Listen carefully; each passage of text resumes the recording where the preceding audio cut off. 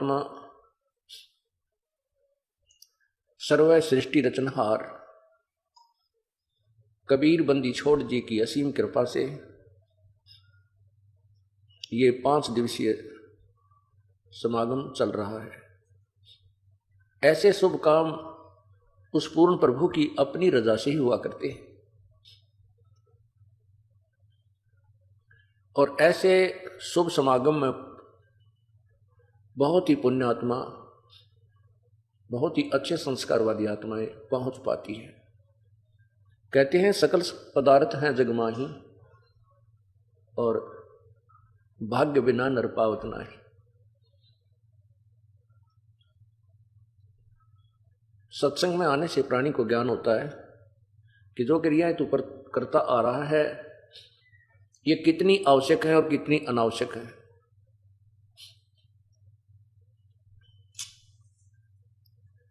और सत्संग के वचनों को सुनकर ये प्राणी फिर अपना जीवन बदल लेता है, अपनी प्रक्रियाओं में परिवर्तन कर लेता है। और इतना ही काम है, जो बुराइयां हम कर रहे थे उनको त्याग देना है और जो प्रभु के दिए हुए नियम हैं, परमात्मा का जो संविधान है उसको स्वीकार कर लेना है। हम संविधान तोड़कर अपराधी बन जाते हैं, संविधान नहीं तोड़ेंगे तो हम अपराधी नहीं बनते। संविधान कैसे कैसे टूटता है।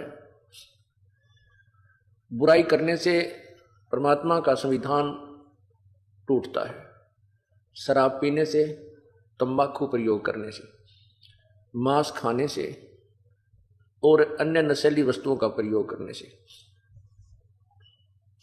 चोरी, डाके, ठगी, जारी, बुरी नीयत और अन्य झूठ, कपट, हिंसा आदि से परमात्मा का विधान भंग होता है, जिस कारण से ये प्राणी अपराधी बनता है। फिर आध्यात्मिक मार्ग के अंदर संतों का एक विधान प्रभु का ही दिया हुआ अन्य है, जिसमें है कि शास्त्र अनुकूल साधनाएं करना, शास्त्र विधि को त्याग कर मनमानी पूजा करना भी अपराध है। शास्त्रों में जो लिखा है कि पूर्ण परमात्मा ही भक्ति योग्य है, उसी की साधना से जीव का कल्याण संभव है, उसको त्याग कर अन्य जो पूजाएं करते हैं वो मूर्ख लोग हैं। पवित्र गीता जी मैं आपको आज दिखाऊंगा, पढ़ के सुनाऊंगा उस पवित्र सदग्रंथ में क्या अनमोल खजाना भरा है भक्ति का। और हम उसको समझ नहीं सके क्योंकि हमें जो गुरुदेव मिले थे, जो गीता जी के अनुवाद करता थे, वो तत्व ज्ञानहीन थे।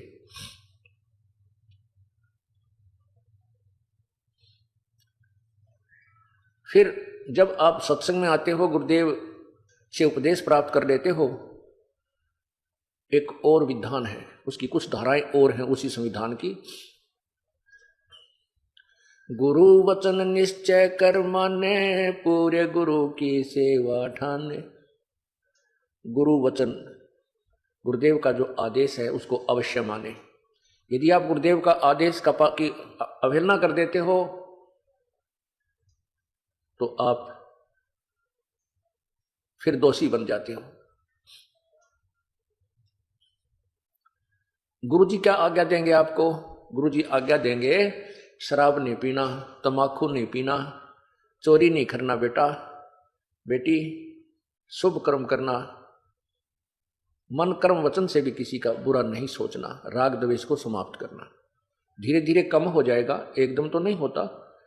सत्संग के जो वचन है, भक्ति है, ये ट्रीटमेंट है इन सभी विकारों को धीरे धीरे नॉर्मल करने का।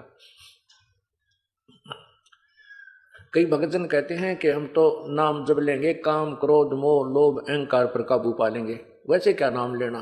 नहीं, ये उनकी भूल है। यदि काम, क्रोध, मोह, लोभ, अहंकार पर नाम लेने से पहले काबू आ गया तो भक्ति करने की आवश्यकता है को नहीं। फिर तो वो परमात्मा तुल्य यानी देव स्वरूप आपका हो गया। हाँ, नाम लेने से पहले जो विकार त्यागने हैं वो है सुल्फा, शराब, मांस, तंबाकू, सिगरेट, बीड़ी आदि के माध्यम से जो भी हम प्रयोग करते हैं, इनको त्याग दोगे, ये भी बहुत ही आपकी बहादुरी है।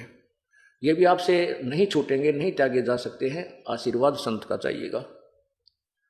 उस आशीर्वाद कई प्रकार से काम करता है। एक तो आपकी नीत साबित हो जावे, मैं बुराई त्यागना चाहता हूं और आपका उपदेश लूंगा। हे परमात्मा, हे प्रभु, हे कबीर देव जी, और साथ में उन्हीं के नुमाइंदे अपने जिससे वो उपदेश लेना चाहते हैं उस संत को भी साथ रखे और कहे कि मैं उपदेश लेना चाहता हूं, मेरी बुराई नहीं छूट रही है, हिम्मत दो प्रभु। तब परमात्मा का आशीर्वाद उस बच्चे तक पहुंचेगा। यदि उसकी नीत साबित है, वो त्यागना चाहता है, तो प्रभु जरूर मदद कर देगा और छुड़वा देगा। परमेश्वर की कृपा बनाया बीड़ी भी ना छूटे। बीड़ी तो सबसे कमजोर शत्रु है इस जीव का, यह ना छूटा उस परमेश्वर की रजा बिना। अब जो भक्त, जैसे कल आपको बताया था कि जो पुण्यात्मा पिछले जन्मों में कभी परमेश्वर की साथ रही हैं, शरण में रही हैं, वो स्वयं आए हैं या अपना कोई संत भेजा है, तो वो पुण्यात्मा से आज कितनी बुराई कर रही हैं। शराब भी रोज पिया करती, सुल्फा भी पीती थी, मांस भी खाती थी, तम्बाकू बीड़ी का भी प्रयोग करते थे, और जिस दिन से उपदेश लेने की ठानी परमात्मा ने तुरंत चांदना कर दिया, उनकी सब बुराई छुटवा दी। अब उनको उनसे बांस आती है, बदबू आती है, दुर्गंध आती है, किससे? शराब मांस तंबाकू से। और फिर वो क्या बताते हैं जी, नाम लेने से पहले भी हम दुखी थे शराब और बीड़ी तय। बीड़ी से दुखी कैसे थे कि लेटते बीड़ी पीने दिल करता, लेटते बीड़ी लाते या सिगरेट लगाते, और वो बीड़ी ऊपर झटका कपड़े ने खराब कर देती। एक बार तो रजाई में आग लग गई, घरवाला ने भी गड़िया, लेकिन बीड़ी फिर भी ना छुट्टी। फिर कई बार दुखी होकर के शाम ने तोड़ देता, बंडल के बंडल ने तोड़ के और बाहर फेंक देता। बीड़ी साथ होगी ही नहीं तो आप पे छूट जाएंगी।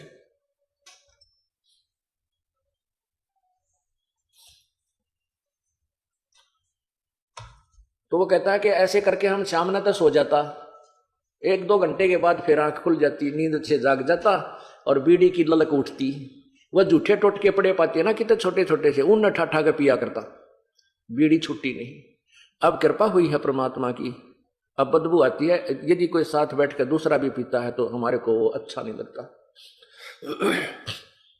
तो ये कृपा भी परमात्मा की होती है। अब जो भाई ये कह रहा था कि मैं तो काम क्रोध मोह लोभ अहंकार सबको त्याग कर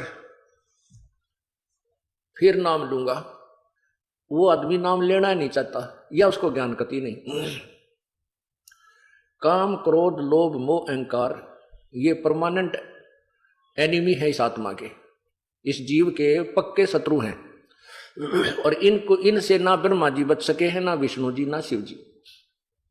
और फिर आम जीव की तो औकात क्या है? इन काम क्रोध मोह लोभ अहंकार से आप पे छुटकारा पाले नहीं हो सकता। इसका एक बहुत लंबा ट्रीटमेंट है।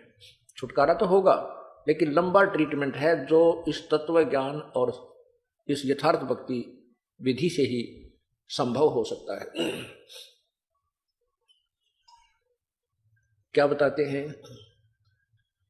सरंग भरंग मृग कुरंग और पतंगा इंद्री एक ठग्यो 30 अंगा, और तुमरे संग 5 प्रकाशा, ये योग युगत की झूठी आशा। क्या बताते हैं कि शब्द स्पर्श रूप रसगंध ये 5 विकार जीव का लगा रखे हैं इस काल भगवान ने। क्यों लगा रखे हैं? कि ये परमात्मा की भक्ति ना कर लेवे, कभी कोई संत आवे और यथार्थ भक्ति का वो संदेश देवे तो वो उस भक्ति को कर ना सके, और दूसरी जो भक्ति हमारी है उसको ये करते रहें और उसमें ये काम क्रोध में भी लिप्त रहें, तो इनकी यहीं पर जन्म मरण की प्रक्रिया बनी रहेगी। ये सूझबूझ से काल भगवान ने अपने ये विकार लगा रखे हैं।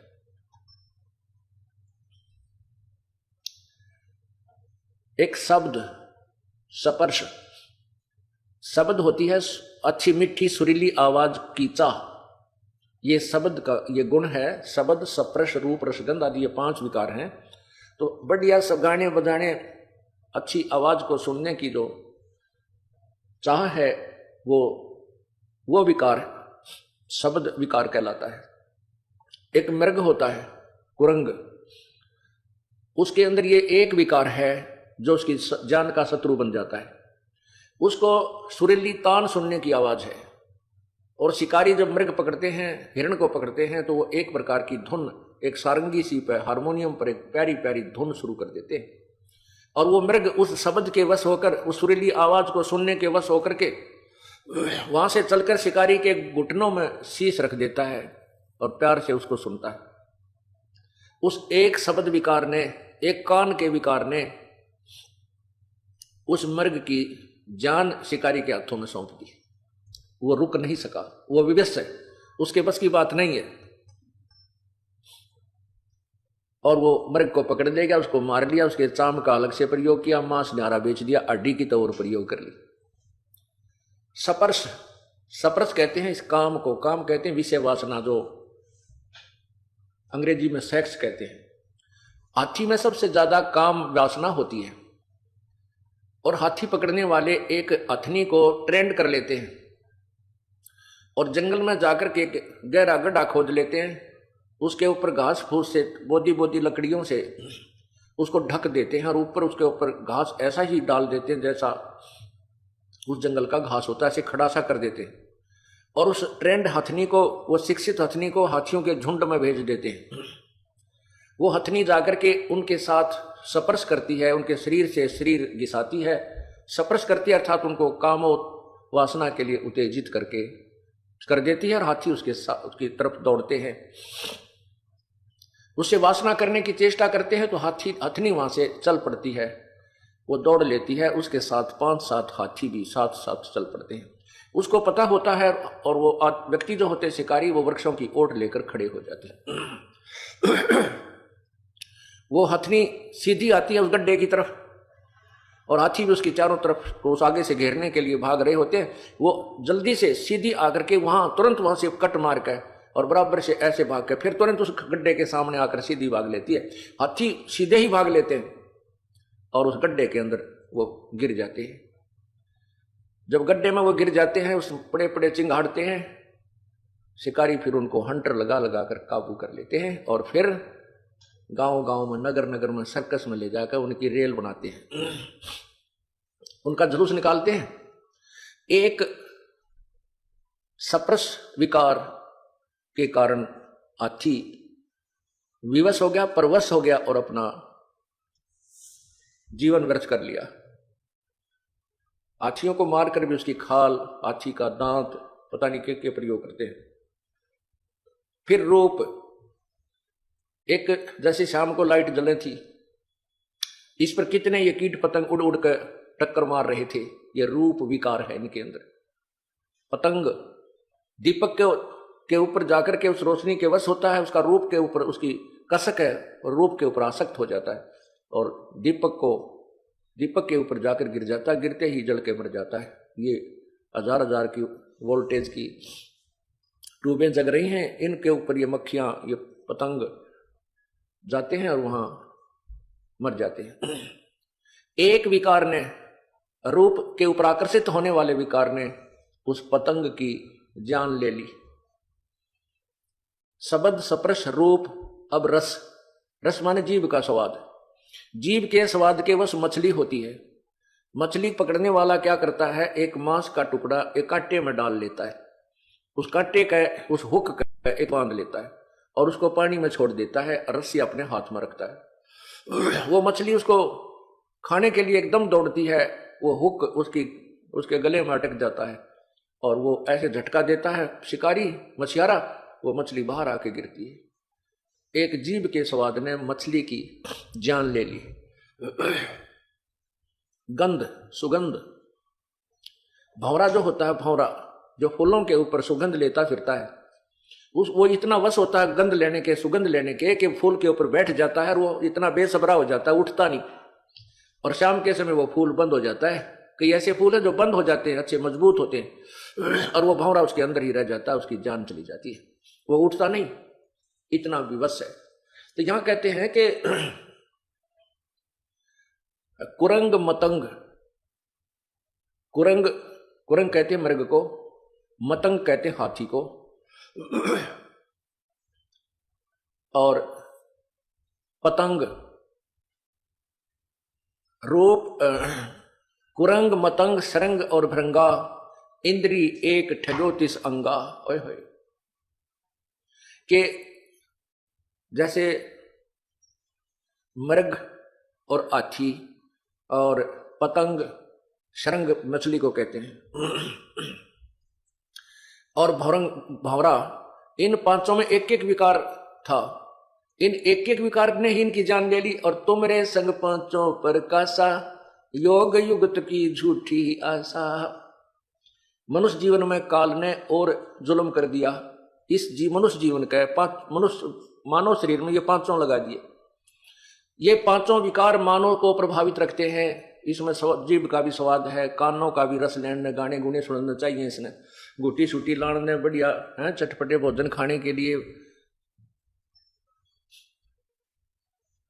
और विषय वासना भी कोई अंत ही नहीं इसके इस शरीर में।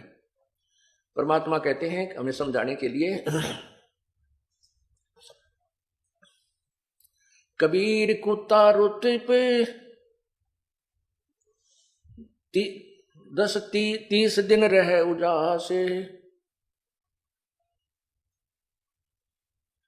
कामी नर कुत्ता सही 6 ऋतु 12 मास। परमात्मा कितनी प्यारी तुलना करते हैं इस मनुष्य के साथ। कहते हैं कुत्ता एक ऋतु आने पर ही 30 दिन तक वो काम वासना से प्रेरित रहता है, और कामी नर कुत्ता सही 6 ऋतु 12 मास।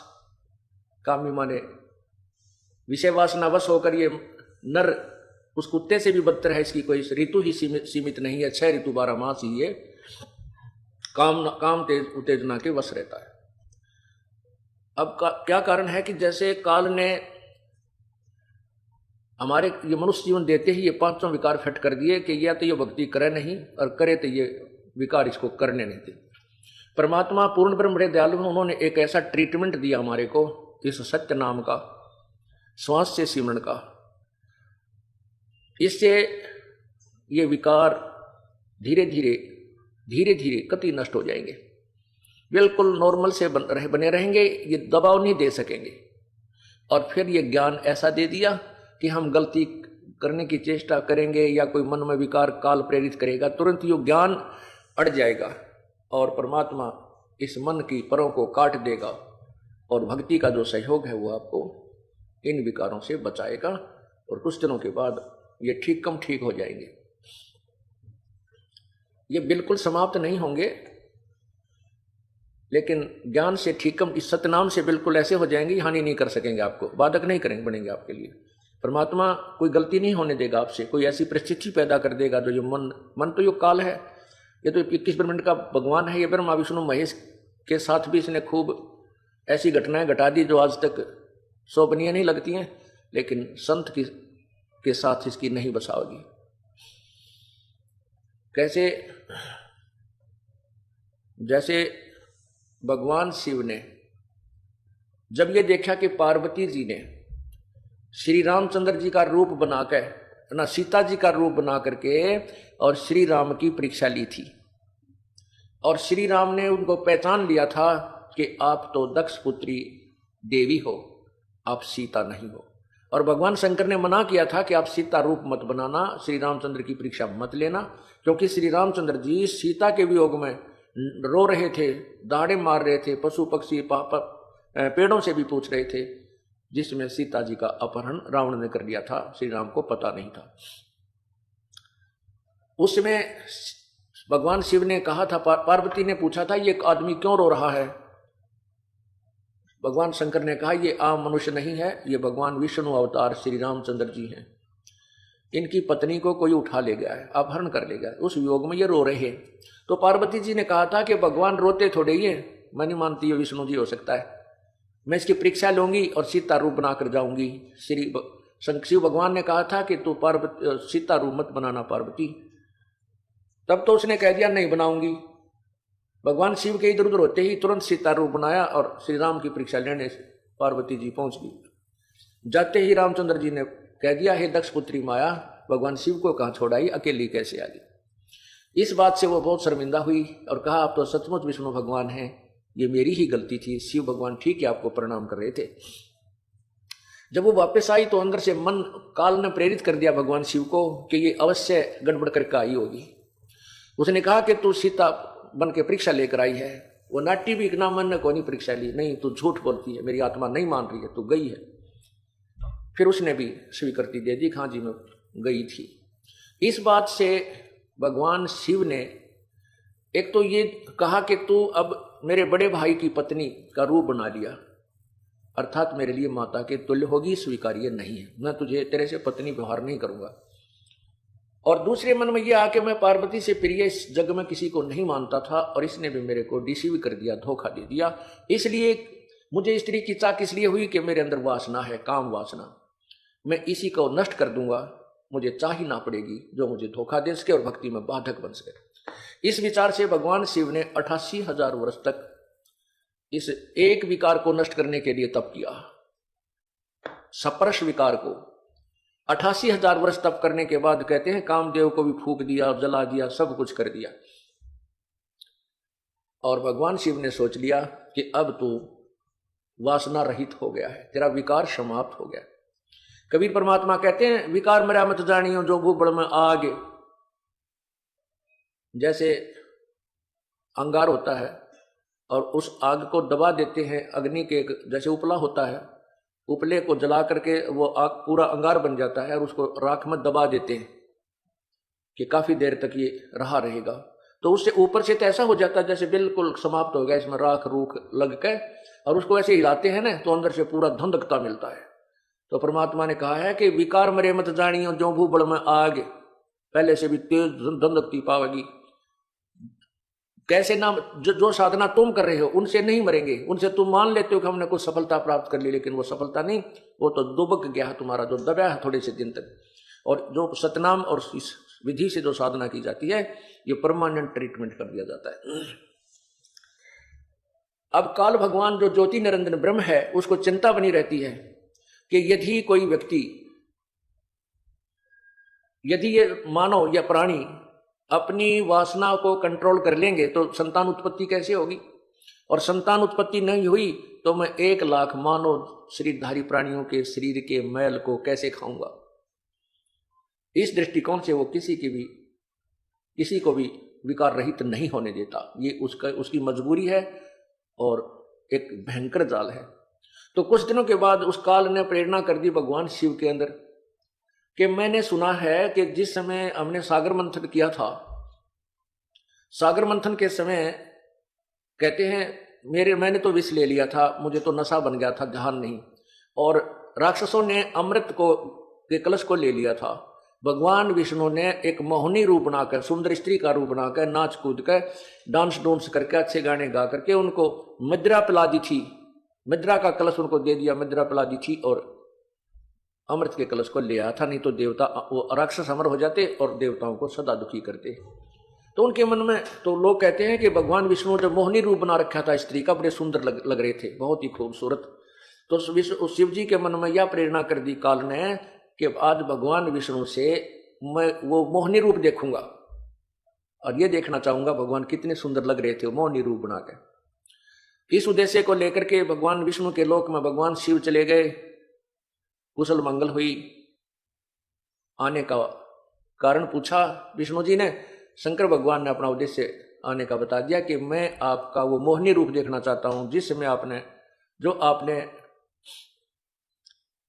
सागर मंथन के समय बनाया था। विष्णु जी हंसने लगे, कहने लगे भोलेनाथ वो कोई समय था, मोहनी रूप बना लिया, बार बार थोड़ी औरत बना जाता है, वो तो कोई समय था भाई। शंकर भगवान बोले नहीं भगवान, मैं तो बैठ गया आपके द्वार पे, जब तक मोहनी रूप नहीं दिखाओगे मैं नहीं जाऊं। भगवान विष्णु ने सोचा ये तो भाई पक्का धुन का है, 88,000 वर्ष तक बैठा रहा, और जब मैं इसको यहाँ से नहीं, कोई इसका उद्देश्य पूरा नहीं करूंगा तो बैठ जाएगा यहाँ पर, ना मेरा कितने दिन बैठा रहेगा। भगवान विष्णु कहने लगे कोई बात नहीं, कुछ देर में मैं आपको मोहनी रूप दिखाता हूँ, आप बैठो यहाँ। यूं कह करके अपने मकान महल में चले गए। उधर से अंतर्ध्यान होकर के जहां शिव जी अकेले बैठे थे बाहर बरंडे में, आगे सामने मैदान और बाग बगीचा था, विष्णु जी एक सुंदर इस लड़की का रूप बनाकर के एक पेड़ के नीचे खड़े हो जाते हैं जिसमें ऐसे वस्त्र थे जो अर्धनगर शरीर हो। शिव जी ने इधर देखा, कोई दिखाई नहीं दे रहा था। उठ के उस स्त्री की तरफ चल पड़े और वो लड़की आगे आगे चलने लगी। शिव जी ने भी लंबी लंबी कदम रख के उसके हाथ पकड़ लिया और वो आगे चलती रही। कहने का भाव ये, मैं पुराण में लिखा है जो हम आपको बता भी नहीं सकता भगवान शिव जी की क्या दशा हुई। तो उसी समय भगवान विष्णु ने अपना विष्णु रूप बना लिया। तब भगवान शिव जी शर्मिंदा से हो गए। अब परमात्मा याद दिलाते हैं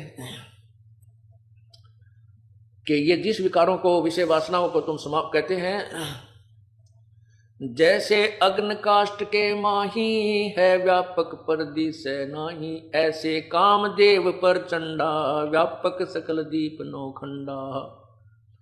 जैसे अग्नि काट के माही, काट में अग्नि है पर दिखती नहीं, और जब इसको अग्नि लगा दी जाएगी तो पकड़ पाटेगा, यानी आगे आग हो जाएगी। ऐसे ही ये विषय वासना प्रत्येक प्राणी के अंदर विद्यमान है व्यापक पर दिश नाही, ऐसे काम देव पर चंडा व्यापक सकल दीप नौखंडा। तो यहां कबीर परमेश्वर जी बताते हैं कि तुमरे संग पांचों पर कासा, ये योग युगत की झूठी आशा। तुम्हारे अंदर ये पांचों विकार विद्यमान है, तुम योग युगत यानी विकार खत्म करने की, आप कहते हैं योग विकार खत्म करके ही योग युक्त हुआ जाता है। विकार तुम्हारे समाप्त हो ही नहीं सकते, योग युक्त तुम हो नहीं सकते, इसलिए योग युक्त नहीं हो सकते। देयरफॉर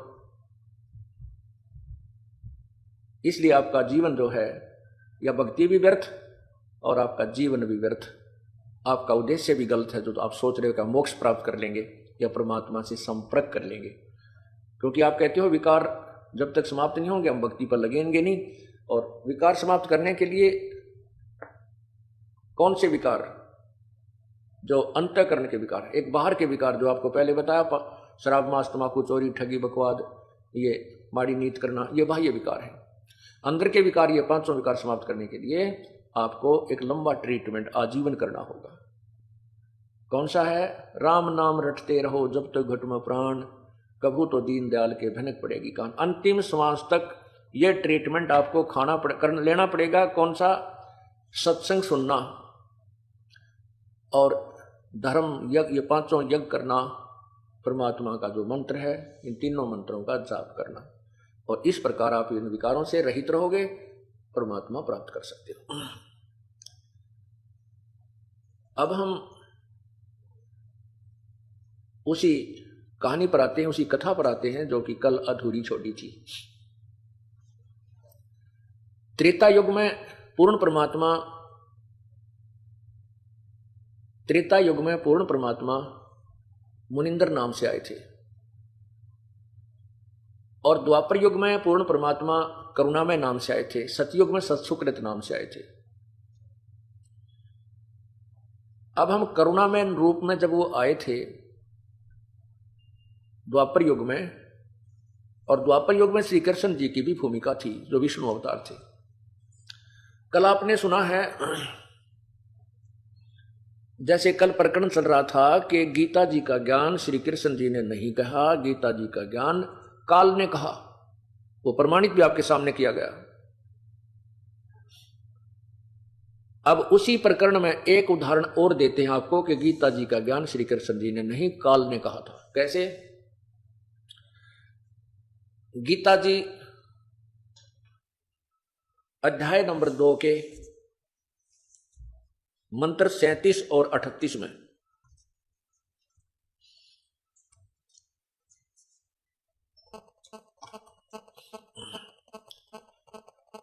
लिखा है कि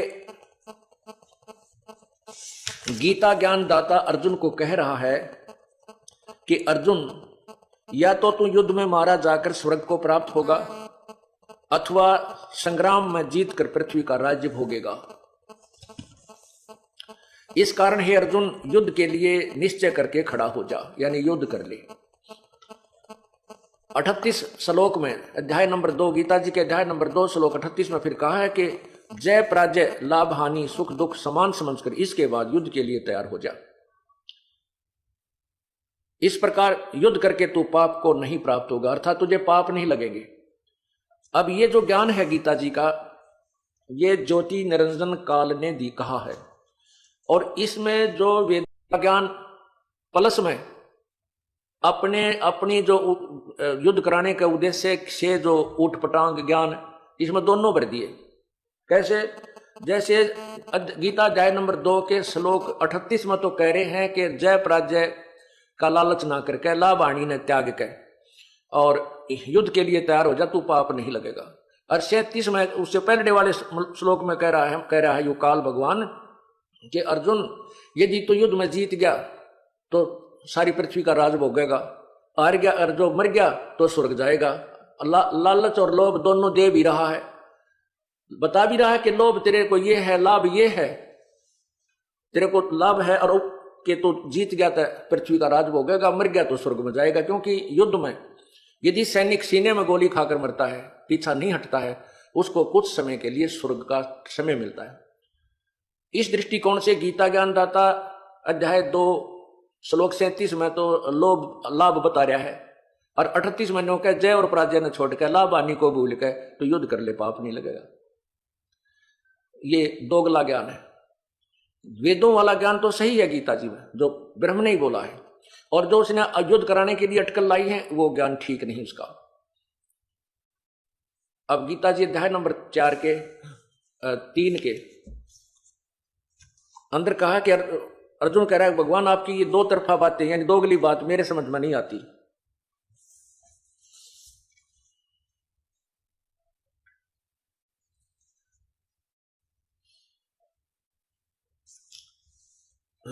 गीता अध्याय 5 के मंत्र 1 में श्लोक 1 में कहा है कि कभी तो आप कहते हो कर्म योगी से कर्म सन्यासी से कर्म योगी अच्छा है, कभी आप ज्ञान को उत्तम बता रहे हो, तो आप ये दो तरफी आपकी बातें यानी दोगली बातें मत करो, एक निश्चय करके बात बता, निश्चय करके ज्ञान कहिए। क्योंकि अर्जुन सोच रहा है कि कृष्ण बोल रहा है, लेकिन कृष्ण के शरीर में वो काल बोल रहा था। अब हम क्या लेते हैं कि गीता जी अध्याय नंबर 2 के श्लोक 37 में कहा है कि युद्ध में जीत गया तो सारी पृथ्वी का शासन करेगा, हार गया मर गया तो स्वर्ग जाएगा। 38 में कहा कि तुझे कोई पाप नहीं लगेगा तो युद्ध कर ले। तो अध्याय नंबर 11 के मंत्र 32 में कहा कि तू तो केवल निमित्त मात्र है, ये तो मैंने सारे मार रखे हैं, मैं काल हूं, मैं खाने के लिए सबको आया हूं। अब इस प्रमाण को प्रमाणित करने के लिए एक कथा सुनाता हूं। युद्ध के उपरांत पांडव विजयी हुए, कौरव हार गए, पराजित हुए। कुछ समय के उपरांत क्या होता है कि युधिष्ठिर जी को, जो पांडवों का बड़ा भाई था, उसको राजगद्दी पर बैठा दिया गया। कुछ समय उपरांत युधिष्ठिर जी को भयंकर सौपन आने लगे, बुरे बुरे सौपन आने लगे।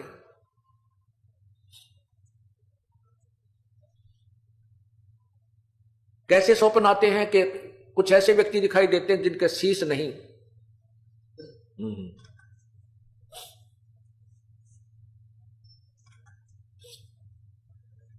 अब वो ऐसे बुरे बुरे सौपन आने लगे जैसे सिर कटे हुए व्यक्ति घर में घुस रहे हैं, हाहाकार मच रही है, और ऐसा आवाज आ रही है जैसे युद्ध में शहीद हुए उन सैनिकों की विधवाएं रो रही हैं और उनके अनाथ बच्चे अपनी माँ से लिपट कर रो रहे हैं, माँ हमारा पापा, हमारे पिताजी, हमारे डैडी कब आएंगे। वो बच्चों को सांत्वना दे रोती हुई बताती है, बेटा वो फौज में गए हैं, कुछ दिनों में आ जाएंगे। और उधर से अपनी चूड़ियां फोड़ रही हैं और दुहागन हो रही हैं, टक्कर मार मार कर रो रही हैं और कह रही हो कि एक खूनी राजा तुझे क्या मिल गया, हमारे पतियों के खून को पीकर, उनके खून को पीकर आज तू शासन कर रहा है, उनका खून पी रहा है। ऐसे मन में ऐसे सौपन आने लगे, बेचैन होकर युधिष्ठिर बैठ जाता है, सारी सारी रात ऐसे आंखें फटी फटी सी रह जाती हैं, ऐसा भयभीत सा हो जाता है। द्रौपदी ने एक दिन देखा, पूछा क्या बात है स्वामी, आप सो क्यों नहीं रहे हो। तो युधिष्ठिर जी ने ऐसे ही कुछ नहीं कहकर टाल दिया और एक बार सोने का बहाना करके द्रौपदी को सुलाकर फिर बैठ गया। सारी सारी रात ऐसे जागता रहा। दूसरे दिन देखा, तीसरे दिन देखा तो द्रौपदी ने देखा कि खाना पीना भी छोड़ चुका है, सारा दिन ऐसे भयभीत सा रहता है, सारी रात जागता है, कभी झांकी खिड़कियों में जाकर देखता है, कभी इधर देखता है, उसको आवाजें आती हैं, चारों तरफ से बुरा हाल हो रहा है। तब द्रौपदी ने उन चारों पांडवों से कहा कि आपका भाई बहुत परेशान है, इसे पूछिएगा क्या समस्या है। 3-4 दिन से ना आहार ठीक कर रहा है, ना ये नींद ले पा रहा है। चारों पांडवों ने भाई से कहा, प्रार्थना की, भैया क्या हम आपके भाई नहीं हैं? आपके ऊपर कोई आपत्ति आई है, कोई राजकाज में दिक्कत है तो हम आपके भाई हैं और आपकी मदद करेंगे। आप हमसे क्यों राज छुपाए हुए हो? ये तो हमें मालूम है कि आप हमें दुखी करना नहीं चाहते, लेकिन एक समय ऐसा होता है हमने अपने भैया के साथ दुखी होना पड़ चाहिए। तो सारी बातें कहने के बाद युधिष्ठिर ने सच्ची सच्ची बात बता दी, भाई ऐसे ऐसे हो रहा है, मेरे बस की बात नहीं है और मुझे बहुत डर लग रहा है, रात को कांपता रहता हूं। अब ऐसी जब समस्या आती है तो हम गुरुदेव के पास जाते हैं। श्री कृष्ण जी पांडवों के धार्मिक गुरु थे, यादव के भी धार्मिक गुरु श्री कृष्ण जी ही थे। सभी ने एक ही राय बनाई कि श्री कृष्ण जी के पास द्वारका चलते हैं, इस समस्या का समाधान और कारण पूछते हैं। श्री कृष्ण जी के पास पांचों पांडव पहुंच गए, सभी व्यथा अपनी बताई, उसका कारण जानना चाहा, साथ में समाधान भी पूछा। श्री कृष्ण जी ने कहा कि तुमने जो महाभारत के युद्ध में जो हिंसा की है, बंधुघात किया है, क्योंकि वो सारे रिश्तेदार इकट्ठे हो रहे थे, किसी की सेना थी, किसी का चाचा था, कोई मामा था, कोई साला था। कहते तुमने जो युद्ध में सैनिक मारे हैं, जो बंधुघात किया है, वो पाप दुखदाई हो रहा है। अब अर्जुन तो कानों सुन रहा था, उन बातों को कुछ तो याद थी उसने ये सुना था कि तुम्हें कोई पाप नहीं लगेगा अर्जुन, तो युद्ध कर ले। गीता ज्ञान देते समय भगवान कह रहा था, और अब भगवान कह रहा है कि तुम्हें वो पाप लग गए जो युद्ध में किए थे, हिंसा की थी। मैं मना कर रहा था, मैंने हाथ जोड़े, मैं गिड़गिड़ाया कि मैं नहीं लड़ूंगा, चाहे तीनों लोगों का राज भी मुझे दे दे तो भी मैं नहीं लड़ना चाहता, युद्ध नहीं करना चाहता। और उस समय तो मुझे इतना प्रेरित कर दिया तो युद्ध कर ले, डरा धमका के, ऐसी बूंदी शकल दिखा के, मैं काल हूं, मैं खाऊंगा, मैं इतना डरा दिया युद्ध करवाने के लिए। और अब कहता है तुझे पाप तुम्हें वही पाप लग गए। अब उस समय अर्जुन ने ये वाद विवाद करना उचित नहीं जाना। क्यों नहीं समझा कि यदि मैं अब भगवान श्री कृष्ण जी से ये पूछूंगा, विवाद करूंगा कि आप पहले गीता ज्ञान देते समय तो कह रहे थे कि तुम्हें कोई पाप नहीं लगेगा तो युद्ध कर ले, और अब आप कह रहे तुम्हें ये पाप लग गए, इसमें के जाल साजी थी तेरी, आपको क्या मिल गया ये जुल्म करवा के। इसलिए नहीं बोला कि भाई युधिष्ठिर ये सोचेगा कि जो अब समस्या क्या आ गई कि श्री कृष्ण जी ने उसका समाधान बताया था, इस दुख के निवारण का समाधान ये बताया था कि एक अश्वमेध यज्ञ करो, और उस अश्वमेध यज्ञ में पृथ्वी के सभी देवता, सभी ऋषि मुनि, सभी वर्गों के लोग, जितने भी ज्यादा से ज्यादा जीव आ सके, मानव शरीरधारी, उन सबको आमंत्रित कीजिए। स्वर्गलोक के देवताओं को भी आमंत्रित कर लीजिए, और फिर ये एक धर्म भंडारा कीजिए, और एक शंख रखा जाएगा, पंचजन्य शंख रखा जाएगा। वो शंख सभी के भोजन करने के उपरांत अपने आप आवाज करेगा तो समझना तुम्हारी यज्ञ सफल होगी। यदि शंख ने आवाज नहीं की, भोजन सबने खा लिया, तो आपकी यज्ञ संपूर्ण नहीं हुई और आपका दुख निवारण नहीं होगा।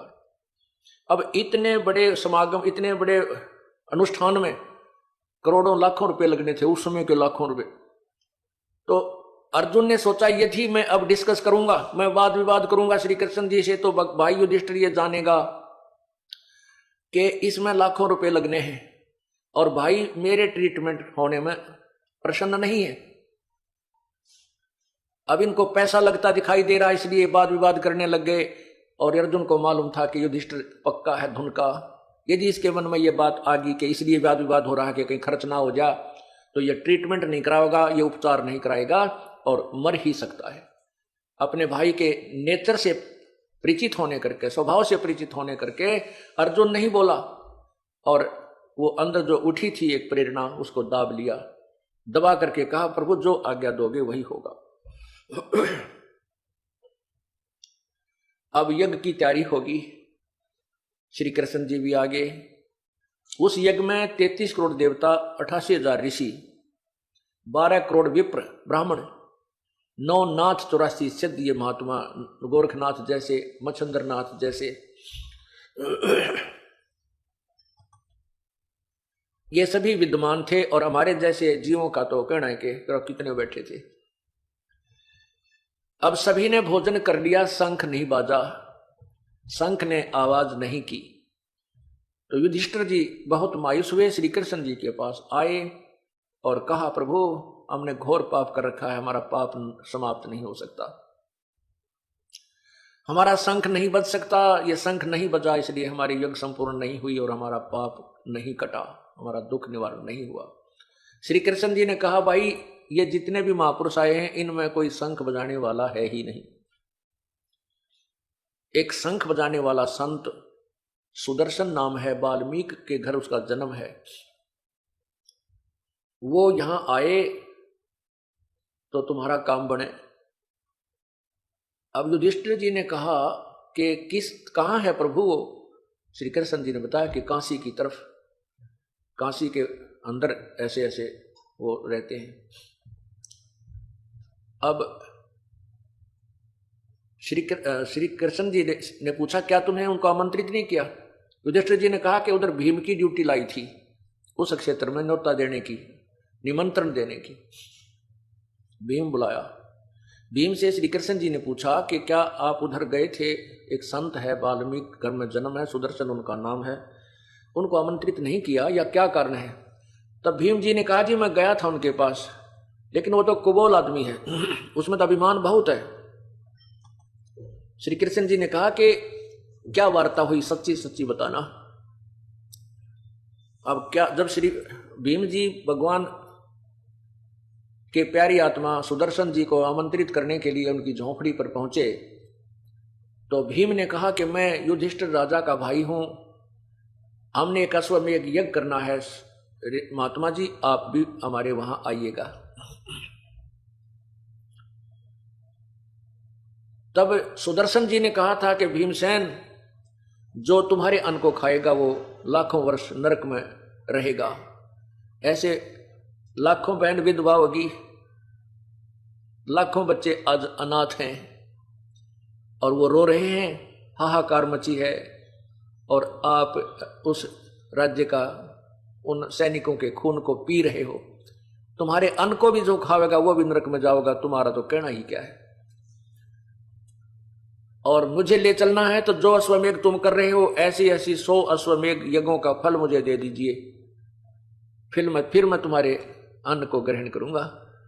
अब भीमसेन हो गया नाराज, और भीमसेन को यह अभिमान था कि हमारे साथ श्री कृष्ण जी रहे, इसने युद्ध में भी हमें जिता दिया, ये क्या बात है, ये तो लीला कर रहे हैं, श्री कृष्ण जीते से ही हमारी एक संपूर्ण हो जाएगी और यो एक ना होगा तो के कीड़ी की टांग टूट रहे ना आने दे।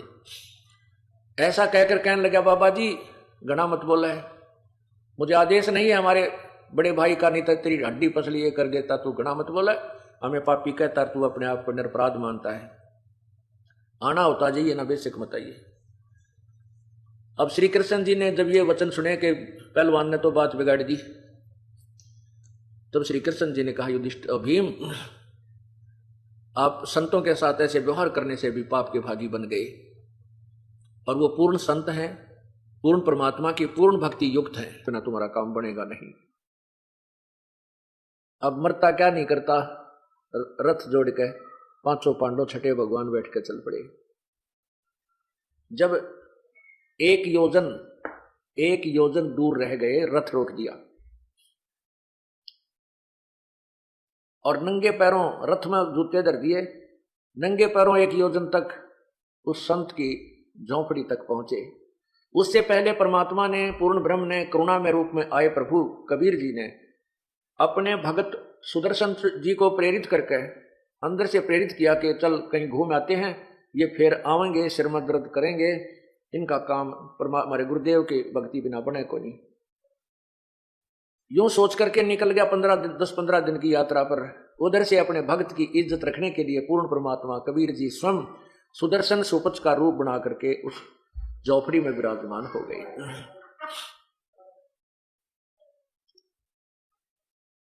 वहां जो ही 5 वो 6 के 6 पहुंचे, क्योंकि ये नियम है, पूर्ण परमात्मा के सामने जाती अपने आप झुक जाता है प्राणी। वहां जाते ही श्री कृष्ण जी ने दंडवत प्रणाम किया, जब श्री कृष्ण जी ने प्रणाम किया तो पांचों पांडवों ने भी दंडवत प्रणाम किया। तब सुदर्शन रूप में विराजमान प्रभु ने कहा, हे त्रिलोकीनाथ, आज इस गरीब की कुटिया पर कैसे आगमन हो गया? क्यों शर्मिंदा करते हो मुझे प्रणाम करके? तो श्री कृष्ण जी ने कहा, हे सृष्टि रचनहार, हे पूर्ण परमात्मा, ये हमारी एक अर्ज स्वीकार कीजिए।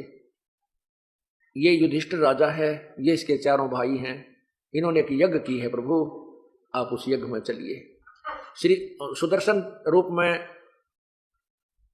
प्रभु ने कहा कि भाई मैंने इस पहलवान को अपनी शर्त बताई थी, वो शर्त आज भी मेरी पूरी कीजिए। अब श्री कृष्ण जी तो फिर भी तीन लोक के प्रभु हैं, जनसाधारण से परमात्मा है। परमात्मा का अर्थ होता है श्रेष्ठ आत्मा। उनमें विनम्रता विदुता अन्य से अधिक थी। तो उन्होंने कहा कि प्रभु आपकी वाणी है, क्योंकि कबीर परमात्मा ने चारों युगों में अपनी वाणी का, इस सौसम वेद का प्रचार किया था, जो आज आपके पास विद्यमान है। लेकिन उसमें ये अनाड़ी लोग नहीं माने, जो अपने आप को ऋषि महर्षि कहा करते थे। उनको ज्ञान तो था नहीं, संस्कृत भाषा जानते थे, तत्व ज्ञान से अपरिचित थे। वही ज्ञान जो आज को बता रहा हूं आपको, परमात्मा ने चारों युगों में बताया है। तो श्री कृष्ण उसी समय परमात्मा ने जो वाणी बोली हुई थी, यही उसी का उच्चारण श्री कृष्ण जी ने कहा कि आप ही की वाणी है प्रभु। संत मिलन को चालियो तज माया अभिमान, जो जो कदम आगे रखे सो सो यज्ञ समान। संत के पूर्ण संत के तरफ जब चलते हो दर्शनार्थ, निराभिमान होकर के, एक कदम भी आपका यज्ञ के समान है। हे प्रभु, श्री कृष्ण जी ने कहा, प्रभु ये मैं भी राजा हूं और ये भी राजा है, आप अंतर्यामी हैं। आज देख लो हमारे अंतःकरण में कोई अभिमान नहीं है। अब इनमें अभिमान तो है ही नहीं, क्योंकि इनका तो ऐसा भयंकर कामड़ा खड़ा है कि सारे संसार में बेइज्जती होगी जब यज्ञ पूर्ण ना होया और पाप खड़े न्यू के न्यू।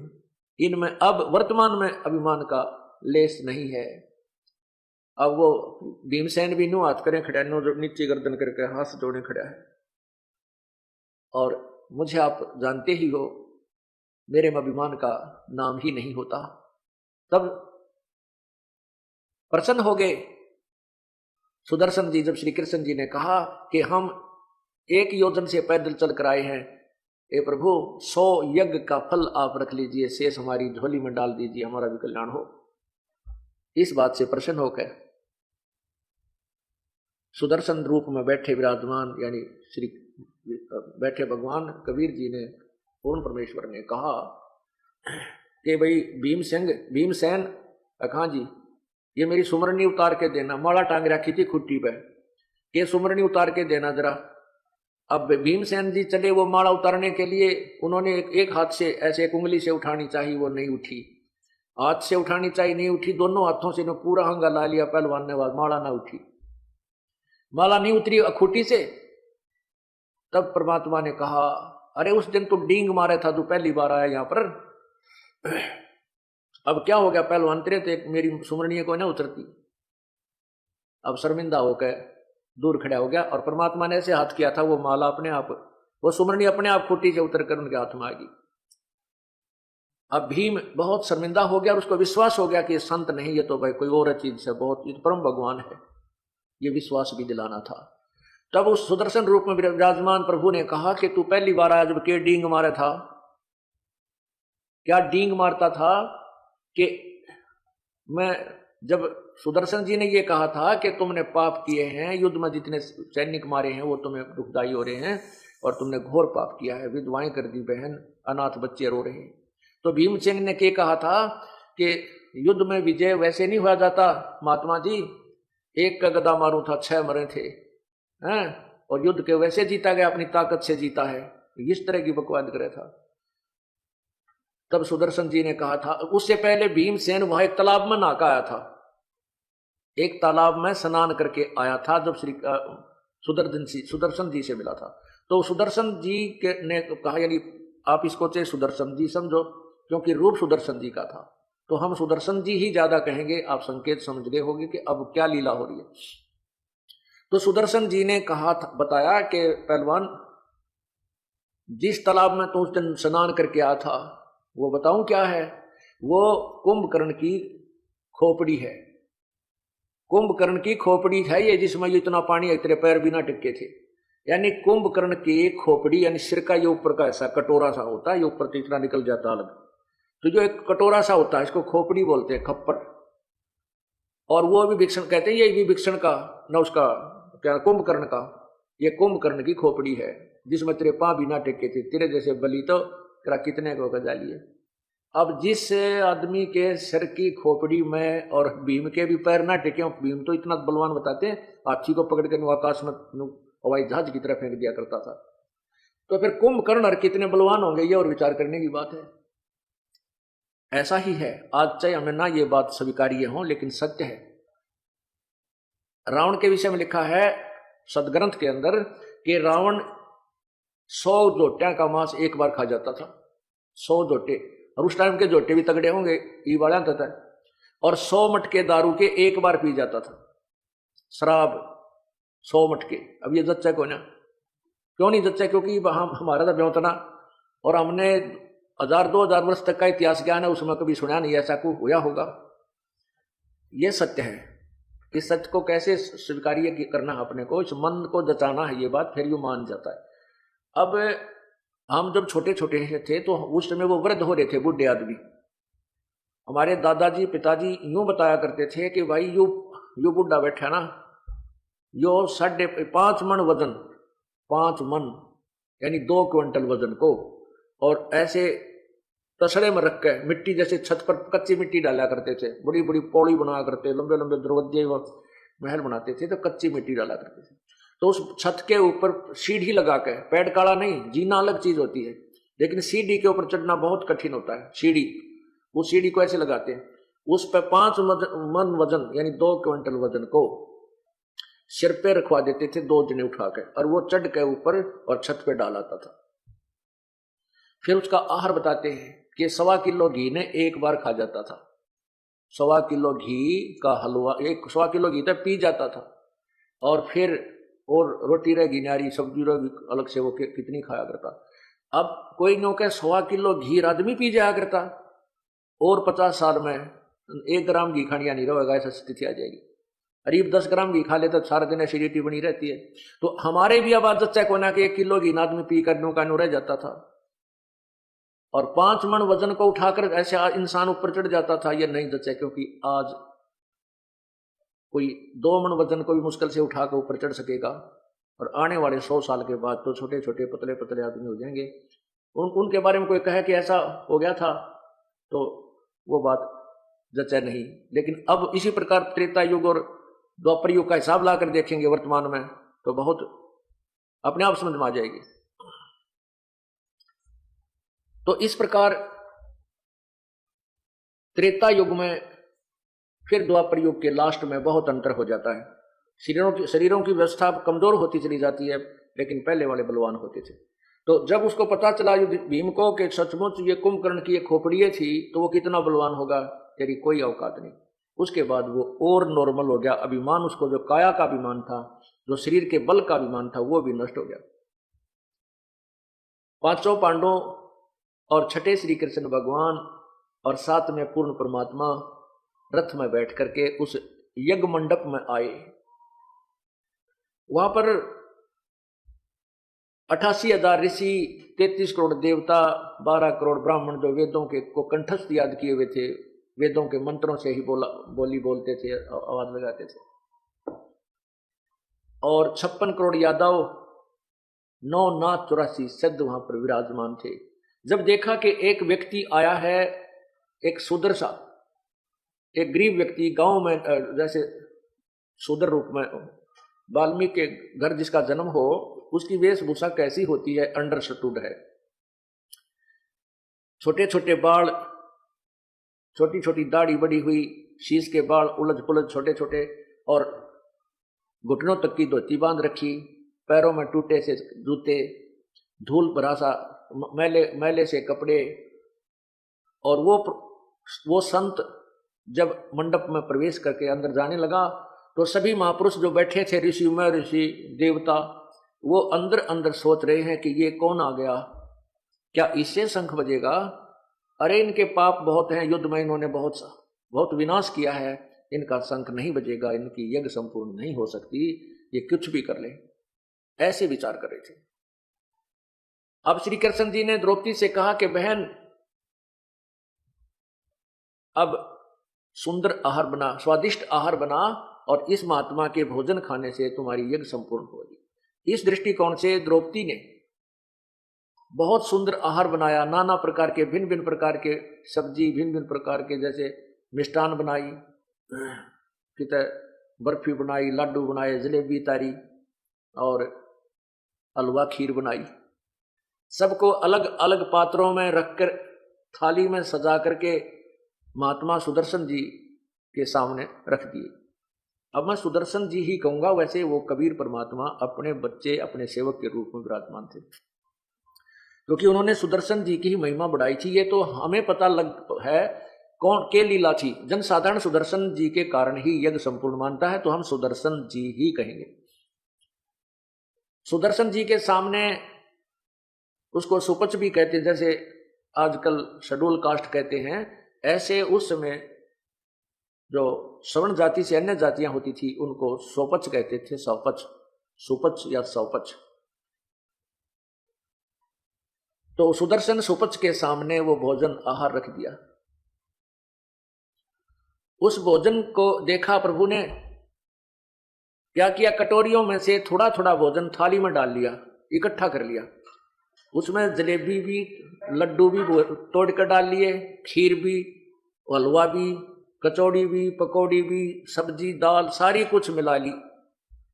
और द्रौपदी जी देख रही थी, वो सोच रही थी कि ये घास फूस का सब्जी खाने वाला एक व्यक्ति आज मेरे द्वारा बनाए स्वादिष्ट पकवान को खाएगा, उंगली चाटता रह जाएगा और मेरी पता नहीं कहां कहां जाकर के मेरी प्रशंसा करेगा।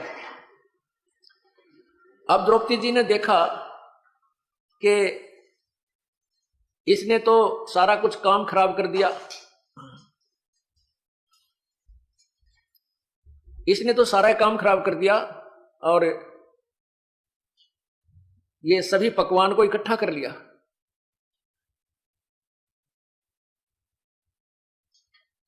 सभी पकवान को इकट्ठा कर दिया तो मन मन में ये सोचने लगी कि इस शूद्र ने खाना भी नहीं खाना था, ये कहां के एक शंख बजाएगा, ये काहे कि हमारी यज्ञ संपूर्ण करेगा, कहां श्री कृष्ण जी इस अबसी को यहां ले आए। इतना दुख मानेगी मन ही मन में।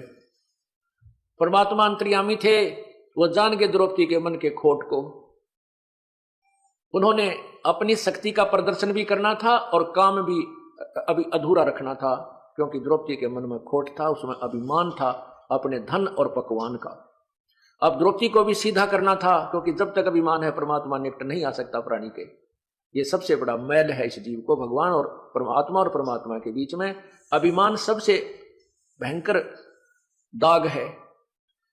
उस द्रौपदी के उस दाग को नष्ट करने के लिए प्रभु ने वो शंख नहीं पूरा बजने दिया। क्या किया सुदर्शन जी ने, वो जो सारा मिक्स कर लिया था, सभी पकवान खिचड़ी सी बना ली थी, एक ग्रास खाया। एक ग्रास खाया तो एक बार शंख ने आवाज की, दूसरा ग्रास खाया दूसरी बार आवाज की, ऐसे 5 बार में सुदर्शन जी ने वो सारा जो डाला था थाली में आहार वो खा लिया। 5 ही बार शंख बज के शांत हो गया। युधिष्ठिर जी प्रसन्न हुए। युधिष्ठिर जी ने कहा श्री कृष्ण जी के पास आकर, हे प्रभु आपकी दया से काम बन गया, शंख बज गया, हमारी यज्ञ पूर्ण हो गई, हम धन्य हो गए, धन्य हो आप, धन्यवाद आपका, एक ऐसे महापुरुष को आप ढूंढ लाए, हमारा काम बन गया। श्री कृष्ण जी ने कहा, नहीं युधिष्ठिर, अभी यज्ञ पूर्ण नहीं हुआ, ये शंख तो कंटिन्यूस बजना चाहिए था, ये अखंड बजना चाहिए था, ये क्या बात है, ये तो 5 बार बजकर बंद हो गया। तब युधिष्ठिर जी ने कहा, प्रभु अब कौन रहा जिसको बुला कर लाएंगे। श्री कृष्ण जी ने कहा, ये जो तुमने के बाल में एक सादिक है, इसके एक बाल के समान भी 3 लोक नहीं है, ऐसी परम सिद्धि युक्त ये महापुरुष है, इससे आगे कोई स्थान नहीं है, कोई महापुरुष नहीं है। लेकिन ये शंख ना बजा, इसके अंदर कोई दोष है, वो अपने घर में है, वो मैं ढूंढता हूं किस व्यक्ति के अंदर दोष आया है। श्री कृष्ण जी भी 3 लोक के, जब ये महापुरुष खाना खा रहा था तेरे मन में क्या विकार आया है और जिसके कारण ये शंख अभी बजा नहीं। द्रौपदी जी ने कहा, हे भगवान, मेरे जो मन में विकार आया है मैं बताती हूं। मैंने 2 घंटे तक धूमे में आंख पड़वाई, अपने हाथों रसोई बनाई, भोजन बनाया, और मैं सोच रही थी कि मेरे आहार को खा के ये महात्मा जी इतना प्रसन्न होगा, उंगली चाटता रह जाएगा। और जब मैंने देखा कि इसने तो सारा ही काम बिगाड़ दिया, सबको इकट्ठा इसने कर लिया, खिचड़ी बना दी, तो मेरे माथे में सिलवट गिर गई और मैंने भला बुरा मन मन में बहुत गना कह दिया। तब श्री कृष्ण जी ने कहा, द्रौपदी एक पाप और इकट्ठा कर लिया, ये भयंकर पाप और इकट्ठा कर लिया, संत के साथ बदतमीजी करने का, संत के प्रति दोष मन में लाने का, यो भी पाप है। ऐसे कर, इस महापुरुष के धूल भरे चरण धो करके पी ले, जब तुम्हारा शंख बजेगा तेरा भी अपराध हृदय का नष्ट होगा। अब मरता क्या नहीं करता। कहते हैं उसी समय द्रौपदी एक थाली लाई, एक लोटा लाई, उस एक तसला लाई और एक पानी का पात्र लाई। अपने हाथों से द्रौपदी और श्री कृष्ण जी ने सुदर्शन जी के पैर धोए, वो चरणामृत वापस लोटे में डाला, और द्रौपदी ने जब पीना प्रारंभ किया तो श्री कृष्ण जी ने कहा कि बहन आधा चरणामृत मुझे भी दे दे। ऐसे महापुरुष का चरणामृत बड़े भाग्य से प्राप्त होता है। आधा द्रौपदी ने पिया, आधा श्री कृष्ण जी ने वो चरणामृत सुदर्शन जी वाल्मीकि का पिया। उसके बाद वो शंख ने इतनी जबरदस्त आवाज की, कहते हैं स्वर्ग तक उसकी आवाज मीठी मीठी मीठी मीठी धीमी धीमी पूरी पृथ्वी पर आवाज उस शंख की गई। और उसी समय सभी वृक्ष, चाहे वो पहाड़ों पर भी क्यों नहीं थे, सभी में फूल खिल गए, फलदार वृक्ष फलों से लदपद हो गए और एक अलग सा वातावरण पृथ्वी पर बन गया। बोलो सतगुरुदेव की जय। अब आपको सदग्रंथ के अंदर से कुछ वाणी सुनाना चाहूंगा जो इस यज्ञ के विषय में लिखी हुई। पांचों पांडव संग हैं, छठे कृष्ण मुरारी, चलिए हमरी यज्ञ में हे समर्थ सृजनहारे। श्री कृष्ण जी ने और पांचों पांडवों ने जाकर के सुदर्शन रूप में विराजमान पूर्ण परमात्मा से कहा कि चलिए हमरी यज्ञ में हे समर्थ सृजनहार, हे सारी सृष्टि के रचने वाले, हे समर्थ प्रभु, एक बार हमारी यज्ञ में चलिए। पांडव यज्ञ अश्वमेघ में सतगुरु किया पियान, पांचों पांडव संग चले और छठे भगवान, श्री कृष्ण भगवान और साथ में पूर्ण परमात्मा।